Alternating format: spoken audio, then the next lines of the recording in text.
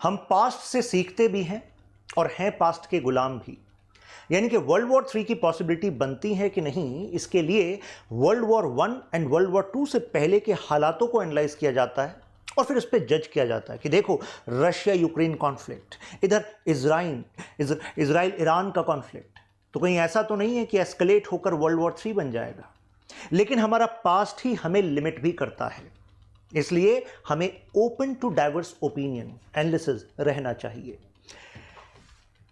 तो ये जो कंडीशन है, इससे पहले भी ऐसे कई कंडीशंस हो चुके हैं। यानी कि 1990 से पहले, जब तक यूएसएसआर था, उससे पहले भी ऐसे हालात हुए, चाहे क्यूबन मिसाइल क्राइसिस हो, या एक टाइम पर ऐसा लग रहा था कि यूएसएसआर के कंप्यूटर सिस्टम को हैक किया गया यूएसए द्वारा, तो शायद अब कॉन्फ्लिक्ट हो जाए।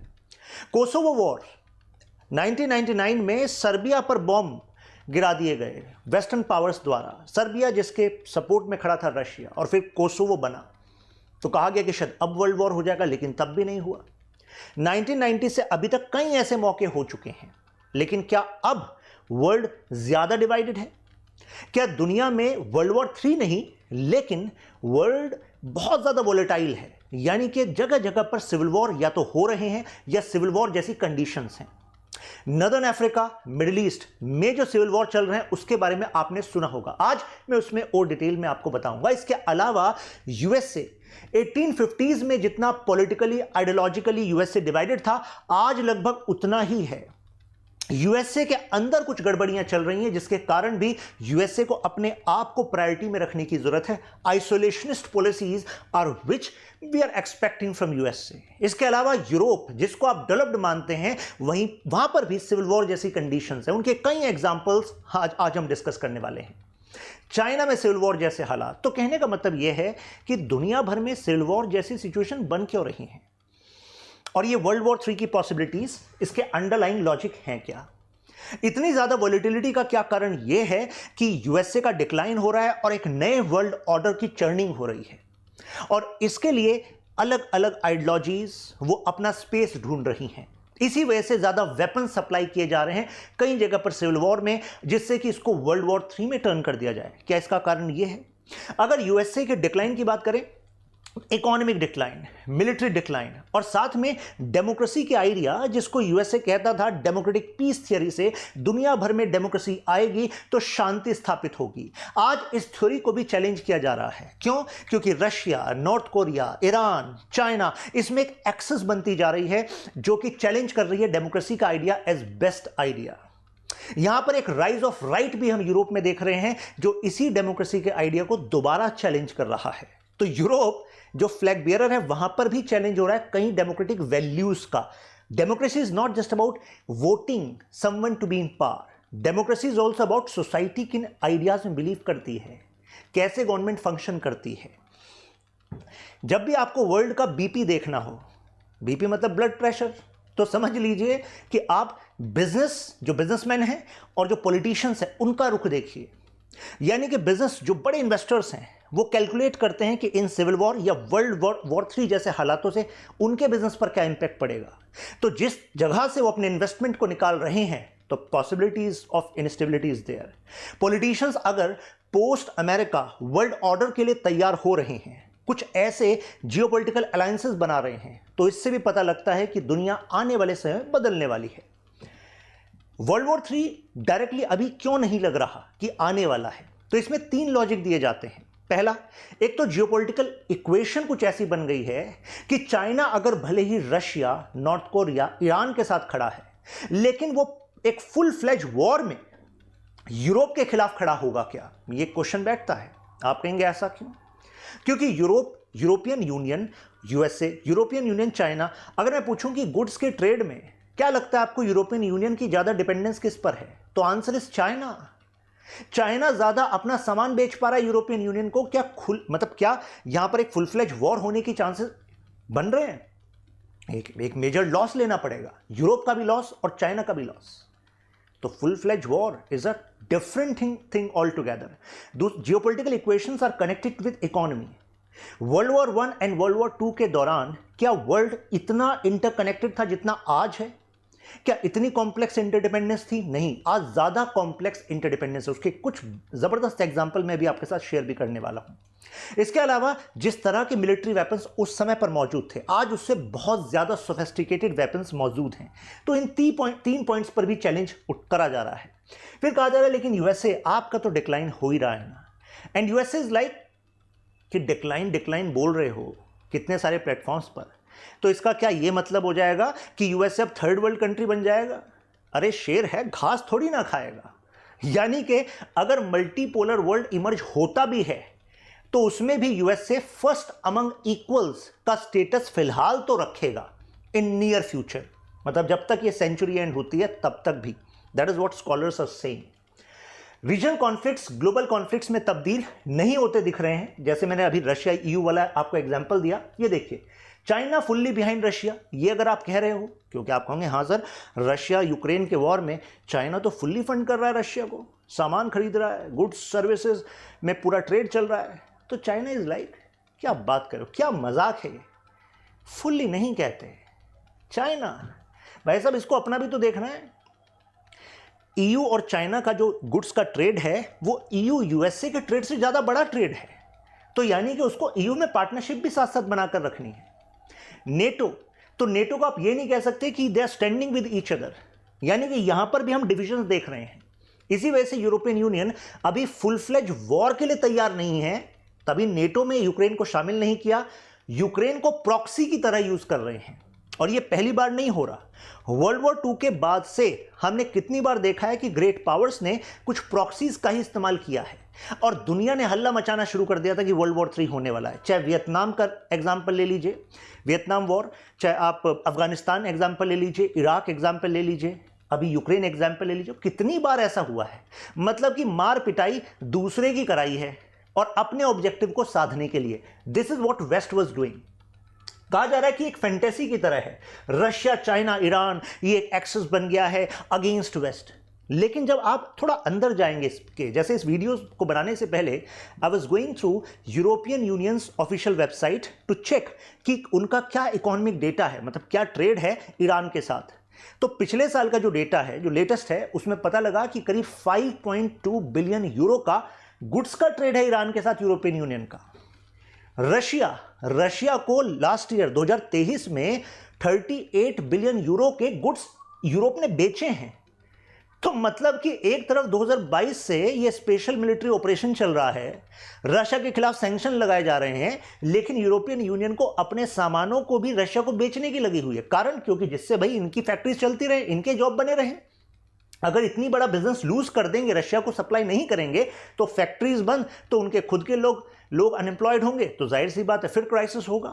तो यानी कि ऐसा नहीं है कि बिल्कुल ही डिवाइडेड है। Now factors during world war 3, एक वर्ड यूज किया जाता है म्यूचुअली एश्योर्ड डिस्ट्रक्शन। कुछ ऐसा लग रहा है दुनिया में, मतलब वर्ल्ड वॉर 2 के बाद हम सबको पता है 6 अगस्त 9 अगस्त 1945 हिरोशिमा नागासाकी, वो जो नज़ारा यूएसए ने क्रिएट किया था, तो यूएसए ने कहा था कि हमारे पास है न्यूक्लियर डिटरेंस, तो कभी हम पर अटैक करने की सोचना मत। आप कहोगे लेकिन सर 9/11, लेकिन 9/11 का जो अटैक है किसने किया?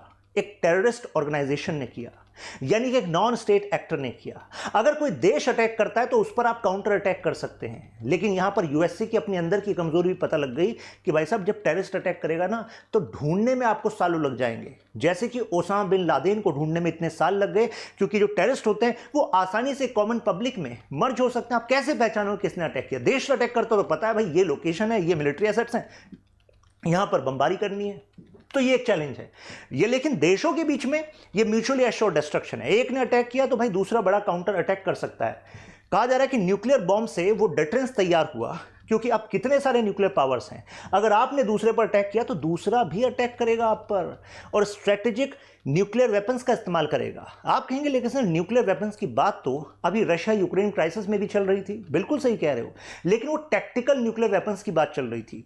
2 तरह के न्यूक्लियर वेपन होते हैं, टैक्टिकल और strategic. Tactical nuclear weapon small होते हैं, उसका पर्पस होता है कि अगर किसी एरिया से दुश्मन आपकी तरफ को आ रहा है तो आप उस जगह पर टैक्टिकल न्यूक्लियर वेपन का इस्तेमाल कर दो, तो स्पेसिफिकली वो मिलिट्री वाले लोग मारे जाएंगे, उसके आसपास कुछ लोग और मारे जा सकते हैं, प्लस यहां पर एरिया डिनायल स्ट्रेटेजी आपकी सक्सेसफुल हो जाएगी। एरिया डिनायल का मतलब है जब आपने वहां पर न्यूक्लियर अटैक कर दिया, छोटा वेपन था, मिलिट्री पर अटैक किया, अब उसके आसपास से निकलकर वो जो दूसरे वाले पक्ष है वो आप पर अटैक नहीं कर पाएगा। भाई साहब न्यूक्लियर अटैक हो चुका है ना, तो this area will not be, you will not be able to use it, right, area denial technique.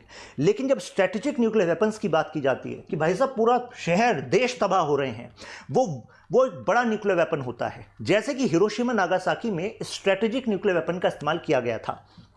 तो यानी कि ये कहा जा रहा है कि स्ट्रेटेजिक न्यूक्लियर वेपन्स का इस्तेमाल अभी नहीं लग रहा कि होगा, लेकिन अगर सिचुएशंस बदली तो मैंने आपसे शुरुआत करते ही कहा था कि हम पास्ट से सीखते भी हैं लेकिन पास्ट के गुलाम भी हैं।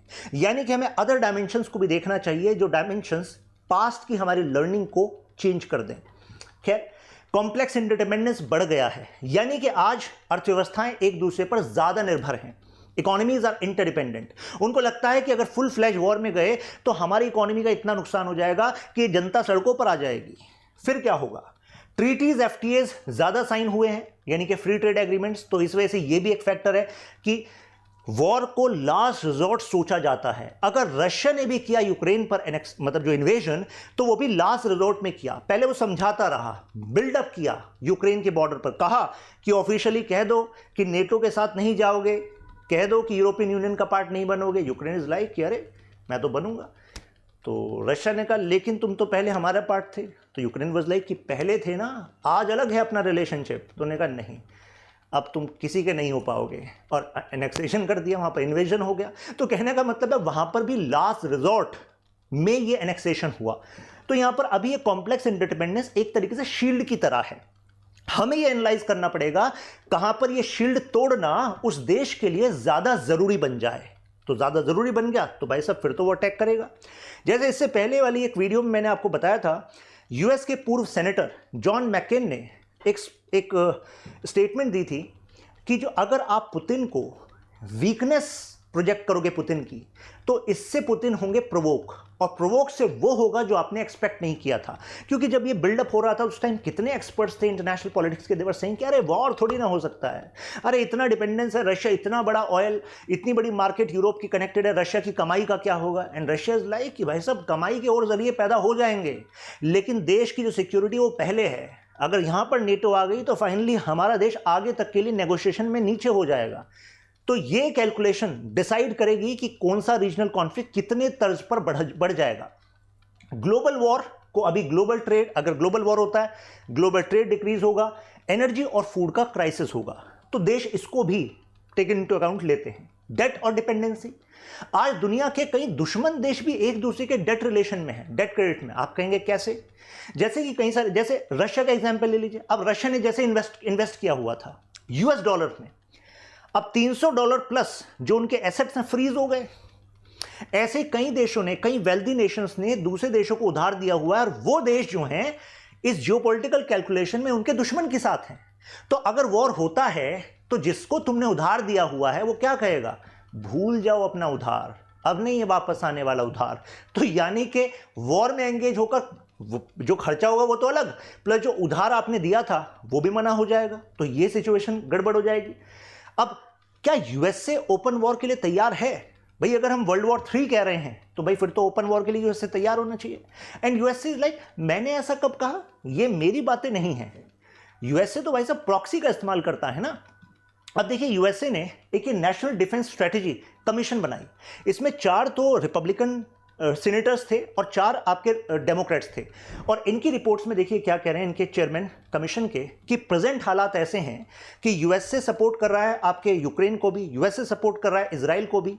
तो ऐसे में कमाई यूएसए की हो रही है, क्योंकि वो जो सपोर्ट है उसके बदले जो यूएसए का इंडस्ट्रियल मिलिट्री कॉम्प्लेक्स है उसको कॉन्ट्रैक्ट दिलवा रहा है। ठीक है, वो तो हो रहा है, लेकिन उसकी एम्यूनिशन जो है भाई वो तो कम हो रही है ना। तो ammunition stockpile is at such level कि अगर ताइवान को एनेक्स करता है चाइना और यहां पर यूएसए चाइना फाइनल इस वॉर में एंगेज हो जाते हैं, तो 3 से 4 हफ्ते के बाद एम्यूनिशन है नहीं, और चाइना के पास है इससे ज्यादा। तो चाइना कहेगा अच्छा 1 महीना चलो करो शेलिंग, हम भी कर रहे हैं बमबारी, फिर देखते हैं कौन लंबा टिकेगा। तो यानी कि लॉन्ग फॉर्म वाले वॉर में यूएसए की पोजीशन अभी वीक है। तो अब ताइवान को भी सोचना चाहिए कि अगर यूएसए प्रोवोक करे तो बहकाए में नहीं आना, क्योंकि अगर ताइवान पर एनेक्सेशन हो जाता है, ब्लॉकेज हो जाता है, तो वहां से सेमीकंडक्टर की सप्लाई रुक जाती है, तो उसका इंपैक्ट आप पर, हम पर, सब पर पड़ेगा। क्योंकि ये जो मैं यूज कर रहा हूं इसके अंदर लगे हुए सेमीकंडक्टर, अब वो कहां से आएंगे? तो यानी कि सप्लाई हो जाएगी कम, तो चाहे वो आपके ऑटोमोबाइल हो, इलेक्ट्रॉनिक प्रोडक्ट्स हो, सब पर नेगेटिव इंपैक्ट पड़ेगा, राइट? तो देख रहे हैं geopolitics is connected to our life. यहां पर नेटो का आर्टिकल 5 कहता है कि भाई अगर नेटो मेंबर्स पर कुछ बात हुई तो हम अटैक करेंगे, लेकिन क्या यूक्रेन नेटो का पार्ट है? नहीं है। तो यानी कि रशिया यूक्रेन क्राइसिस क्या नेटो के लेवल पर फाइट होगी? नहीं। इसी वजह से नेटो फोर्सेस पीछे से सपोर्ट कर रही हैं, ट्रेनिंग दे देंगे, वेपन दे देंगे। उसमें से भी कई वेपन्स तो ऐसे हैं जो जर्मनी की साइड से आए, जो कि बहुत पुराने हैं। यूक्रेन ने उसकी शिकायत भी करी कि भाई इतने पुराने आप वेपन्स दे रहे हो। प्लस दूसरा आप सोचेंगे कि हॉटस्पॉट जो है वर्ल्ड वॉर 3 का वो इजराइल है, लेकिन इजराइल के जरा पड़ोसियों को जरा डिस्कस कर लेते हैं। इधर इजिप्ट है, इजिप्ट में खुद इंटरनल क्राइसिस चल रहा है। इधर आपका जॉर्डन है, जॉर्डन में लगभग 50% पॉपुलेशन वो पैलेस्टीनियन ओरिजिन की है। वहां पर उनको खुद ये लगता है कि अगर फुल फ्लेज वॉर में गए तो कहीं जो पैलेस्टीन का सपना है उसकी आवाज यही ना उठने लग जाए। तो जॉर्डन खुद इंटरनल स्टेबिलिटी चाहता है, इस वजह से वो इस कॉन्फ्लिक्ट में आना नहीं चाहता। और आपको याद होगा कि इजराइल के सपोर्ट में जॉर्डन ने ईरान से आने वाली मिसाइल्स को इंटरसेप्ट किया था।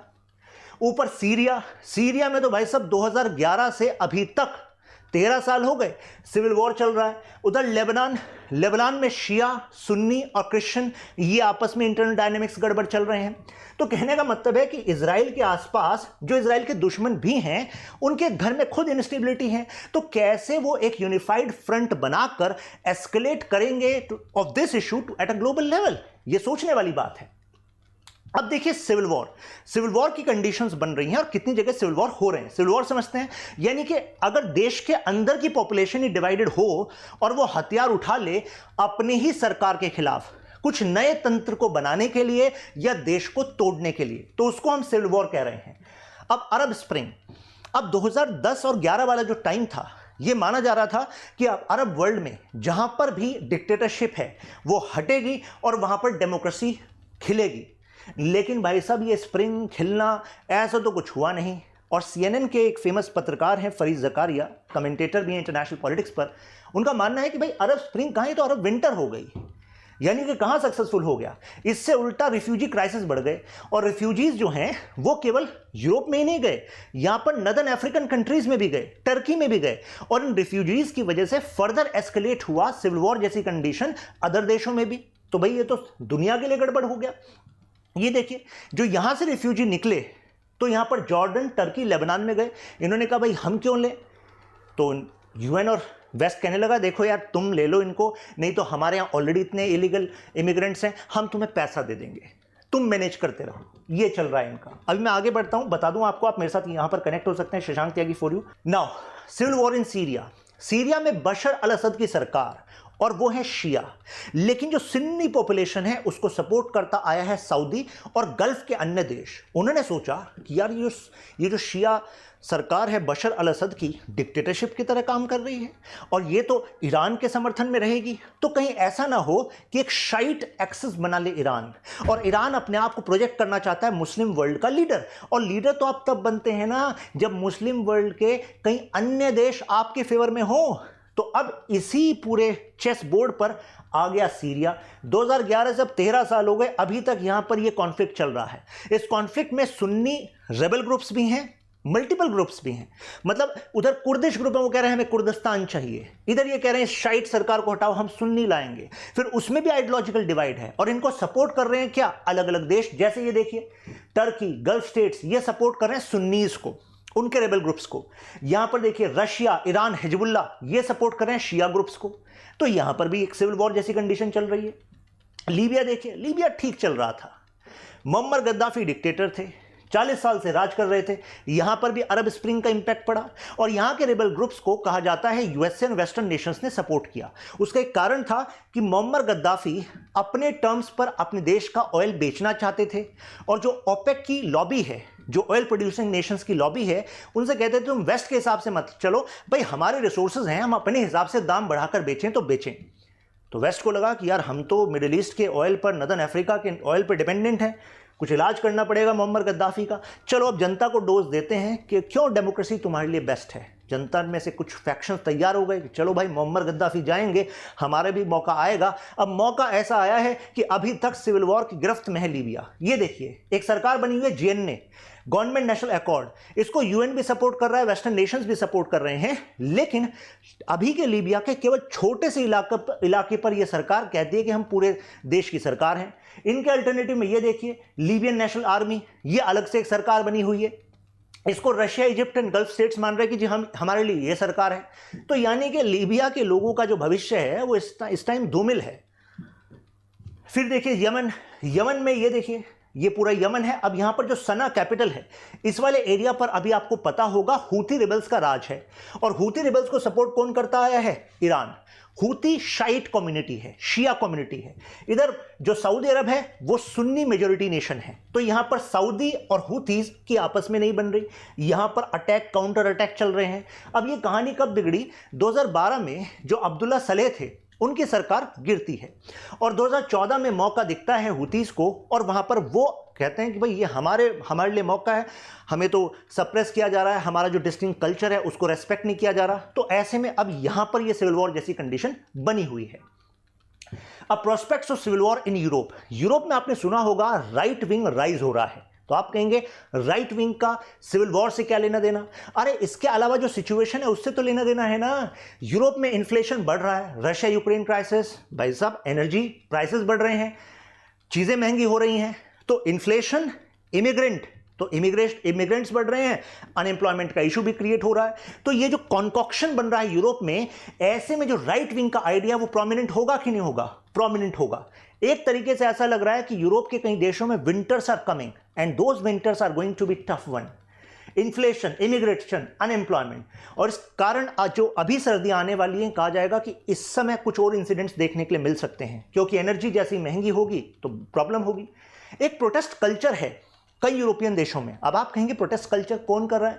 तो इसमें ये कह रहे हैं कि जो इलीगल इमिग्रेंट्स हैं वो प्रोटेस्ट कल्चर कर रहे हैं। जैसे कि फ्रांस का एग्जाम्पल यहां पर दिया गया है। न्यू ईयर की ईव पर हजारों जो व्हीकल्स हैं उनमें आग लगा दी, और ये कई ऐसे इवेंट्स पर चल रहा है। तो अब अगर इलीगल इमिग्रेंट्स वहां पर हैं और वो अपनी स्थिति से नाराज हैं और ऐसे में अपना गुस्सा निकालने के लिए वो इस देश में ऐसा करेंगे, तो जो फ्रांस की अपनी पॉपुलेशन है वो उस सरकार के खिलाफ होगी कि नहीं होगी जो सरकार इलीगल इमिग्रेंट्स के खिलाफ, मतलब इलीगल इमिग्रेंट्स के खिलाफ एक्शन नहीं ले रही या सॉफ्ट स्टैंड रखती है। तो ऐसे में कौन सा आइडियोलॉजी है जो कि फ्रांस के लोगों को अट्रैक्ट करेगी? वो है राइज ऑफ राइट, मतलब राइट विंग जो है कई एरियाज में उनको अट्रैक्ट करेगा। ऐसी जर्मनी में ट्रेंड बन रहा है, ऐसे स्वीडन में बन रहा है। देखिए स्वीडन में क्या हुआ, फार राइट ग्रुप ने बर्न कर दी होली कुरान। अब फिर बाद में कहा गया कि इसमें से जो बर्न करने वाले थे उसमें कुछ इलीगल इमिग्रेंट थे। तो यानी कि इलीगल इमिग्रेंट जो है वहां पर एटमॉस्फेयर गड़बड़ कर रहे हैं, ऐसा परसेप्शन यहां पर बिल्ड हो रहा है। अब यह कहा जाता है कि जो मूवीज होती हैं, टीवी सीरीज होती हैं, वो कहीं ना कहीं प्रोजेक्शन शो करती हैं कि what is happening in society. अब ये नेटफ्लिक्स पे एक एथेना नाम से सीरीज आई, तो ये ऐसे एक इंसिडेंट को बता रही है कि कैसे फ्रांस में जो इलीगल इमिग्रेंट्स हैं वो मतलब भिड़ जाते हैं फ्रांस की पुलिस के साथ, और ऐसा क्राइसिस हो जाता है जो क्राइसिस फैल जाता है फ्रांस में। ऐसे ही यहाँ पर देखिए जो ये इंसिडेंट्स है, इस पर अदर शोज भी आ रहे हैं। मुद्दा केवल ये है कि जैसी न्यूज़ आ रही है तो उसी के हिसाब से ऐसा लग रहा है कि न्यू नाजी ग्रुप्स हैं वो तो ऐसे सिचुएशन का वेट कर रहे हैं। क्यों? जैसी इलीगल इमिग्रेंट्स कुछ ऐसा एक्शन करेंगे, वहाँ की जो ओरिजिनल पॉपुलेशन है वो उससे ऑलरेडी नाराज है, तो ultimately they are going to be attracted towards new Nazi agenda. और न्यू नाजी आइडियोलॉजी क्या करेगी? वो फिर इलीगल इमिग्रेंट्स पर अटैक करेगी, और अटैक से मुझे बताइए एक फर्दर यू कैन से डिवीजन होगा कि नहीं होगा सोसाइटी में, फर्दर रेडिकलाइजेशन भी होगा इलीगल इमिग्रेंट्स का। तो न्यू नाजी ग्रुप्स का कहना है कि जो लिबरल्स हैं जो ये कहते हैं कि नहीं सब साथ मिलकर रह सकते हैं, there can be peace, there can be you can say goodness in society, prosperity for all, तो नियो नाजी का कहना भाई साहब ऐसा कुछ नहीं होने वाला, तुम अपने बारे में सोचो। जैसे कि आपने पोलैंड के बारे में सुना होगा जिन्होंने ऐसे इलीगल इमिग्रेशन के खिलाफ सख्त कदम उठाए और ऐसे में वहां पर एक पॉपुलिस्ट गवर्नमेंट बनी। तो यानी कि ट्रेंड दिख रहे हैं, फार राइट अगर अटैक करेंगे तो इससे जो इलीगल इमिग्रेंट स्पेशली जो मुस्लिम पॉपुलेशन है तो भाई साहब उसमें फर्दर रेडिकलाइजेशन होगा, तो prospects of civil war further बढ़ सकते हैं। अब यूएसए का देखिए, मैंने आपको शुरुआत में बताया था कि 1850s में पॉलिटिकल आइडियोलॉजिकल डिवाइड का स्तर जो था, ऐसा लग रहा है कि यूएसए में आज भी वैसा ही सिचुएशन बन गई है। देखिए, क्योंकि यूएसए के अंदर भी वो illegal immigrant versus US citizen, ये ट्रेंड दिख रहे हैं, रेशियल ट्रेंड्स दिख रहे हैं, रेशियल डिवीजन दिख रहा है, जेंडर रोल डिवीजन दिख रहा है, आइडेंटिटी डिवीजन दिख रहा है। तो इन इश्यूज की वजह से यूएसए को अब इंटरनल फोकस करना पड़ेगा, आइसोलेशनिस्ट पॉलिसी रखनी पड़ेगी। अब रिपब्लिकन्स की बात करें तो लगभग आधी जनता 54% का ये मानना है कि ऐसा हो सकता है कि आने वाले टाइम में यूएस में सिविल वॉर जैसी कंडीशंस बन जाए, नहीं तो कुछ ना कुछ स्ट्रांग फैसले लेने पड़ेंगे। ट्रंप का जो राइज है उसके पीछे ये कारण है। आप में से अगर कुछ लोग सोच रहे हो कि यार ये जो राइट विंग आइडियाज हैं, प्रोटेक्शनिज्म है, अगेंस्ट इलीगल इमिग्रेंट्स जो एक्शंस हैं, ये तो ट्रंप के आइडियाज हैं। ट्रंप के आइडियाज नहीं। देखिए, एक पॉलिटिकल साइंस के स्कॉलर है जो पीएसआर ऑप्शन में पढ़ाता हूं, मिस्टर शम्टर, उनका कहना है कि politicians are actually innocent, politicians are just businessmen, entrepreneurs. मतलब जैसी जनता, उनका जैसा रुख, स्मार्ट पॉपुलेशन, जो स्मार्ट पॉलिटिशियन है वो पॉपुलेशन की नब्ज को समझता है कि आज जनता इस वजह से परेशान है, तो जनता को चाहिए स्ट्रेंथ, तो I am going to project strength.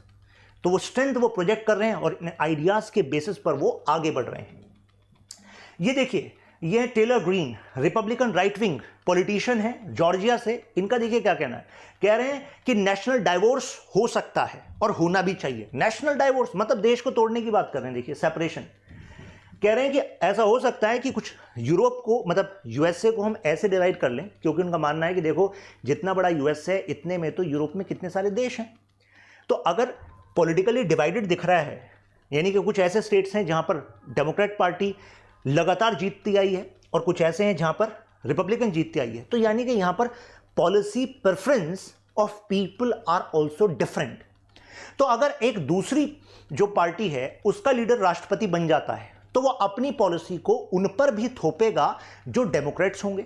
या फिर अगर डेमोक्रेटिक बन जाता है, जैसे बाइडेन के टाइम पर आपने देखा होगा, लास्ट वाले इलेक्शन 2020 की बात कर रहा हूं, कैपिटॉल बिल्डिंग पर अटैक हुआ।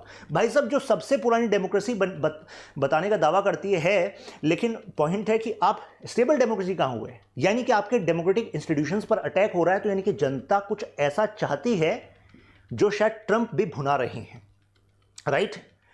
ये देखिए, एबॉर्शन लॉज एंड गन, अगर हम गन प्रेफरेंसेस की बात करें तो जिन स्टेट्स में एबॉर्शन लॉज मतलब यूज किए जा रहे हैं, मतलब रेस्ट्रिक्टेड एबॉर्शन लॉज हैं, तो ऐसे में लग रहा है कि वहां पर रिपब्लिकन यानी कि ट्रंप को ज़्यादा वोट मिले, और ऐसे ही जहां पर गन लॉज के फेवर में चीज़ें हैं वहां पर भी ट्रंप को ज़्यादा वोट मिले, क्योंकि ये उनके स्टैंड हैं, रिपब्लिकन पार्टी, ट्रंप के ऑफिशियल। यहां पर देखिए, टेक्सास के गवर्नर ने सुप्रीम कोर्ट के फैसले को इस वजह से मना कर दिया, कहा कि भाई मैं तो यहां पर अपनी बार्बिंग करूंगा, मतलब वायर करूंगा, क्योंकि टेक्सास गवर्नर का कहना है कि भाई इलीगल इमिग्रेंट्स आ जाते हैं। सुप्रीम कोर्ट ने ऑर्डर किया, भाई ये अपनी जो ये रियो ग्रांडे रिवर है, यहाँ से आप जो स्टॉप करने के लिए जो बार्बिंग कर रहे हैं, जो स्टॉपेज कर रहे हैं, उसको हटाओ। तो इन्होंने कहा देखिए ऐसा है, आप हैं सुप्रीम कोर्ट, फेडरल कोर्ट, जो यूएस प्रेसिडेंट हैं उनका जो कॉन्ट्रैक्ट है, एक तरीके से यूएस का जो कॉन्ट्रैक्ट है हमारी टेक्सास के साथ, वो है हमारी सिक्योरिटी के लिए भी। अगर आप हमें सिक्योर नहीं कर पा रहे हैं, इलीगल इमिग्रेंट्स बाहर से एंटर कर रहे हैं फॉरेन कंट्री से, तो यानी कि ये तो उस कॉन्ट्रैक्ट पे क्वेश्चन है। तो ये क्या, ये जवाब जो है अगर वहां के गवर्नर दे रहे हैं, तो सीधा सीधा इंडिकेशन क्या है कि यूएस में इंटरनल डिवीजन की आवाज उठ रही है। गवर्नर अगर ये बात कह रहा है तो केवल गवर्नर की बात नहीं है, वो जनता का सेंटिमेंट है। अभी मैंने आपको बताया शम्टर का, politicians are entrepreneurs, entrepreneurship model of politics. ये देखिए, political scientist Barbara how civil war start, इसमें एक कॉन्सेप्ट के बारे में बात कर रही है इस बुक में, एक्सेलरेशनिज्म। इसका मतलब है कि सिविल वॉर होने से पहले सिविल वॉर के फेवर में जो है, मतलब जिनको लगता है कि भाई अभी जो प्रेजेंट सिस्टम है वो जस्टिफाइड नहीं है, तो वो क्या करेंगे, वो सिचुएशन को बहुत तेजी से पुश करेंगे। मतलब एक्सेलरेशनिज्म का कॉन्सेप्ट कहता है कि अगर डेमोक्रेटिक सिस्टम को हम फेलियर मानते हैं, अगर यूनिटी ऑफ नेशन को फेलियर मानते हैं, यहां पर कई जगह पर अगर लिबरल पॉलिसीज को फेलियर मानते हैं, तो लिबरल इंस्टीट्यूशंस को, लिबरल मीडिया को चैलेंज करो, बार बार चैलेंज करो, और ऐसा चैलेंज करो कि वो आइडिया बिल्कुल डिस्ट्रॉय हो जाए और एक नया आइडिया हो जिसमें कि आप अपने रेस, अपनी हिस्ट्री की सुप्रीमेसी को प्रोजेक्ट कर सको। लिबरल आइडिया को यूटोपिया बताओ। तो मतलब ये एक एक्सेलरेशनिज्म का कॉन्सेप्ट हमें इमर्ज होते हुए दिख रहा है, यूएसए में भी, यूरोप में भी। गन्स देखिए, सिविल वॉर कब होगा, जब जनता हथियार उठाएगी। अपने ही सिस्टम के खिलाफ, डिवीजन के लिए या कुछ नए लॉज के लिए, मतलब अपनी ही सरकार में उनका विश्वास खो जाएगा। लेकिन जनता सिविल वॉर के लिए हथियार। अब यूएसए का डेटा देखिए, 40% जो वर्ल्ड का प्राइवेट हैंड्स में गन्स हैं वो यूएसए में है। 40% प्राइवेट सिटीजन्स के पास जो है पूरी दुनिया में वो यूएसए में है। One gun, more than one gun पर पर्सन, यानी कि इतनी गन्स हैं यूएसए के सिटीजन्स के पास मार्केट में, जितनी मतलब वन गन पर पर्सन ज्यादा एवरेज है, ये सोचिए। और जितने यूएसए के सिटीजन्स के पास है ना, उतना नेक्स्ट टॉप 25 नेशंस के पास जोड़कर भी नहीं है। तो भाई साहब यूएसए में आपको नहीं लग रहा भाई ये हालात जो हैं, अगर सिविल वॉर जैसा माहौल और बनता है तो भाई साहब हथियार चाहिए, और हथियार तो उनके पास पहले से है। वहां पर अगर आपको दवाई लेनी है, मेडिसिन लेनी है, कोई स्टोर पर जाओगे तो कहेंगे प्रेस्क्रिप्शन दिखाइए डॉक्टर का, ऐसे नहीं हम दे सकते, अरे ये तो एंटीबायोटिक है, ये नहीं हम देंगे, सेट्राजिन हम नहीं देंगे, डिस्प्रिन, अरे नहीं, सिर का दर्द भले ही हो रहा, प्रेस्क्रिप्शन दिखाओ। लेकिन गन लेना हो, आइए आप पसंद कीजिए कौन सी चाहिए आपको। तो मतलब गन लेना आसान है, राइट, और मेडिसिन लेना मुश्किल। Prospects of civil war in China. China की बात करें तो जिंगजेंग रीजन। अब ये जो जिंगजेंग रीजन है चाइना का, इसमें ऑयल, मिनरल और इसके साथ Uyghur population, Uyghur Muslim population को एसिमुलेट करने के लिए इन चाइना माओ ज़ेडोंग के दौरान ये कल्चर रेवोल्यूशन चलाया गया था, मतलब पूरे देश में चलाया गया। अब कहा गया कि जो जो ऐसे सेंटिमेंट रखते हैं लोग जो चाइनीज नेशनैलिटी, चाइनीज वननेस के खिलाफ है, उन सबको खत्म करो, ऐसे इंस्टीट्यूशंस को, ऐसे आइडियाज को खत्म करो, एक ऐसा एजुकेशन सिस्टम लाओ, ऐसे मतलब ऐसा मॉडल लाओ कि जिससे कि कोई भी चाइनीज डिवीजन की एक्टिविटीज यहां पर हो ही ना सके। कल्चर रेवोल्यूशन, कितने ही लोग उसमें मार दिए गए। जो रिलीजन है उस पर भी बैन लगाया गया कई प्रैक्टिसेस पर। अब यहां पर देखिए जो ये वाला पार्ट है चाइना का, इसको हम कहते हैं हान चाइनीज पॉपुलेशन, हान एथनिसिटी। यहां से लोगों को मोबिलाइज किया गया जिंगजेंग रीजन में। मेजर जो यहां पर एनर्जी के कॉन्ट्रैक्ट्स हैं, माइनिंग के कॉन्ट्रैक्ट्स हैं, वो हान चाइनीज पॉपुलेशन ही वहां पर काम कर रही है। इससे भी उइगुर पॉपुलेशन के अंदर सेंटिमेंट है कि जगह हमारी, रिसोर्सेज हमारे, लेकिन नौकरियां हान चाइनीज को मिल रही है।